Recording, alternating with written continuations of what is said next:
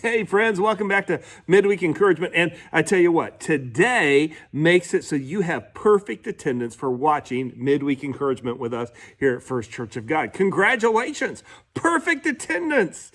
It's our first time this year.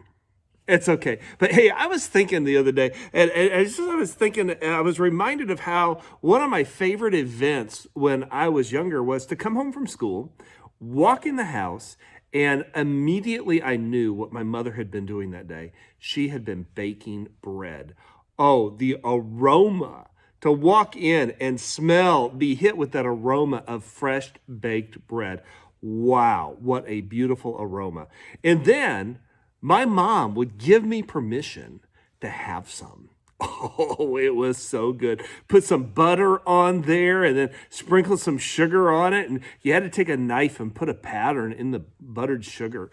And it was just delicious. And it's not something I'm supposed to have anymore. But anyway, those were the good old days, right? It was wonderful. That loaf of bread, it was made with flour and yeast and water and some other things. But the main ingredient that my mom has put into every meal was cups full, overflowing with love. And I think that's what made it so nice.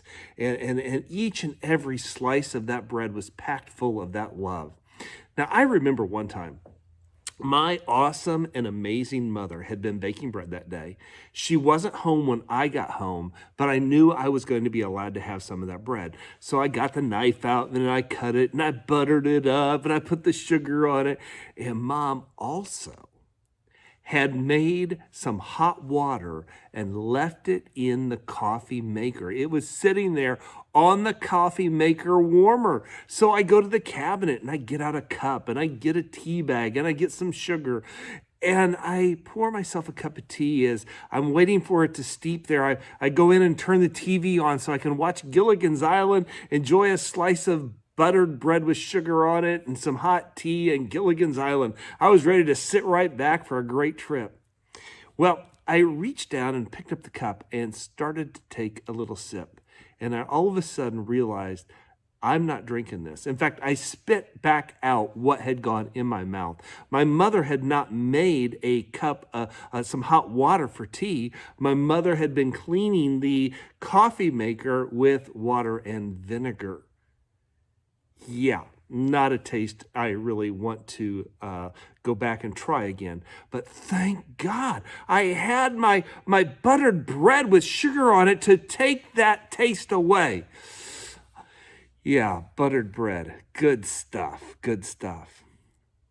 When Jesus taught his disciples to pray in Matthew chapter 6, he says, "And give us this day our daily bread." You see, that's what he wanted to teach us. He wanted us to understand, give us this day our daily bread.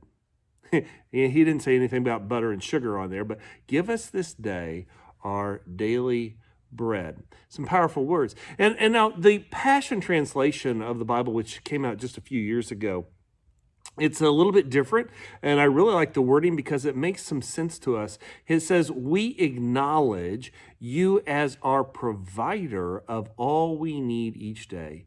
You are our provider of what we need each day. Man, here in America, we have easy access to food, which is a good thing because I am not a hunter-gatherer type. I would probably starve to death if I had to be a hunter-gatherer. We have an abundance of food here in our country, an abundance of food available to us. We just have to go to the store, buy it, bring it home, cook it. Unless everyone goes into a panic again, we have plenty of food on the shelves in the store to eat.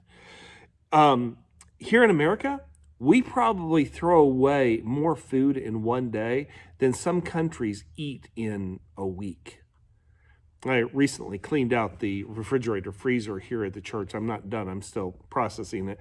But there's a number of things that the expiration dates had passed. So I was throwing out salad dressing and pickles and all sorts of things. I mean, it was very painful to throw the ice cream away, which is, again, something I'm not supposed to have. But I'm throwing all of these things away. There was some plastic tub that said manna on it, whatever that is. And I just had to throw all of this stuff away. It was painful. We don't realize here in this country how good we have it. Now, you go to a foreign country and watch. Those people are willing to eat just about anything. Some of us who have gone on missions trips understand how that some of these people, they will, when they go on the missions trip, they get to location number 1, they buy some chickens, live chickens, they carry the live chickens with them down a river to another remote location because those chickens get the names lunch and dinner. You have to take your own food in. We don't realize how well we have it. Now, I was in Mexico one time, and they served us menudo. And for them, they were giving us a delicacy. They were giving us something marvelous to them. Do you know what menudo is? It's made from the intestine of goats. How's your lunch settling with you right now? Thank God the people I were with understood that we were teenagers at that time, and menudo is not one of the food groups that we eat from, so they took us for pizza a little bit later. Yeah. In a third world country, when they pray, give us this day our daily bread, it's a serious prayer request. These people are totally dependent on God for everything that they need. And I think that when Jesus taught us to pray, he wanted us to see that we shouldn't become so self-sufficient that we don't think that we need him. And so he wants us to say, give us this day our daily bread because we believe he is our source. He wants us to see that he is always the source. And when we pray, God, give me today what I need, it reminds me that he is my source. It may not be food that I need. It may mean that I need strength for that day. I may need encouragement. I may need an encouraging word from his word for that day. When God provided the manna for the children of Israel, they had been wandering for 40 years, and every day they had food. Every day he would drop manna out of the sky for them. He didn't drop it in their tent. They had to get outside and pick it up and take only what they would eat for the day and leave the rest behind. If they were to hoard it, if they were to take too much, it would spoil overnight. The only time they were able to take extra was when it was the day before the Sabbath, so that they would have enough for the Sabbath day of rest. Give us what we need, Father, and help me not to become greedy or ungrateful for what you have given me. Don't allow me to get to a place where I stick my nose up at what you have given me. You ever go to feed somebody something, especially a child, like, oh, I don't like that. Well, your parents said you like this. No, that's not the kind I like. Be thankful for what you have. Give us this day our daily bread is a reminder that God is our source. And when we pray it, I believe we also need to thank him. In fact, thank him in advance, because when we do, what we're saying is, I thank you, and I believe in faith that you will not only provide what I need, but you are able to provide what I need. Thank him for giving you what you need, and maybe thank him for what he protected you from. We all have prayers that haven't been answered. We also have some prayers we haven't prayed yet. But when we think about those unanswered prayers, could it be that they're not answered because it's God's protection and not his rejection? I think that the reason that the Apostle Paul could say, I've learned to be content no matter what the circumstances. He was grateful. He was thankful. I used to think that it would be so cool to have a big house. I mean, I'm talking one of those big houses, huge. I mean, right now, the parsonage, it's got 4 bedrooms. We're not adding anymore, but it's got 4 bedrooms. That's plenty. That's plenty. But when I think about having a big house, what I have to be reminded, and I didn't understand it at the time when I wanted it, was bigger houses have more rooms to clean. Big houses are kind of like dogs. The bigger the dog, the more fleas. The bigger the house, the more rooms to clean. The writer of Proverbs, in Proverbs chapter 30, starting at verse 7, says, 2 things I ask of you, O Lord, do not refuse me before I die. Keep me from falsehood and lies. Keep falsehoods and lies far from me. Give me neither poverty nor riches, but give me only my daily bread.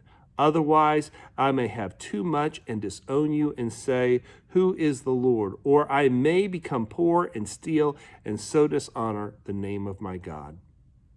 In our request for bread, what type of bread do you think he gives? Now, I'm not talking about wheat or whole or rye or anything like that. But according to the next chapter in Matthew, Jesus says, if a son asks his father for bread, would the father give him a stone? Of course not. A loving father would not give a stone. And God is our loving father. He's not going to give us a stone. God, our Father, gives us good bread, not moldy bread. And if necessary, he'll take the crust off.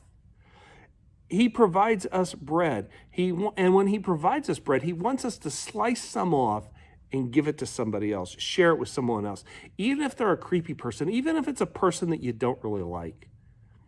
Some of the sharing is telling others how God has blessed us, but also demonstrating love in giving our good things to someone else. A few years ago in children's ministry, I was talking about Operation Christmas Child, and I was encouraging the kids that if your parents take you to McDonald's or Burger King or someplace like that, and you get a toy in your meal, bring that toy, don't open it, bring that toy and give it to us, and we'll send it to Operation Christmas Child, because these kids that are getting these things would never get anything like that. One of the children, a sweet, innocent, pure, beautiful heart, came up to me and said, could we give them some of our old toys? Wow, what a question. How are you going to answer that? Here's a child that wants to be giving, but doesn't really know how they could have the resources to give. But you don't want to send something that's broken or unwanted or anything like that. And thank God he gave me wisdom. He gave me some wisdom, and I said to that child, would you want to receive them? The child said no. I said, so there's your answer. And Jesus said it this way. In Matthew chapter 7, verse 12, he says, so in everything, that's a pretty broad subject, right? So in everything, do to others as you would have them do to you. So in everything, do to others as you would have them do to you. Give us this day our daily bread, but don't be so greedy that your stomach begins to look like a bread basket. I believe that God has blessed us all, and we have been blessed by God so that we can be a blessing to others. Who does God desire you to love on today by cutting off a slice of bread and giving it to them? And if you can, put some butter and sugar on it and make it a little bit extra sweet. Who is God directing you to go and love on today, even if they're kind of a creepy person or somebody you really don't like a lot? Do what God calls you to do. Bye-bye.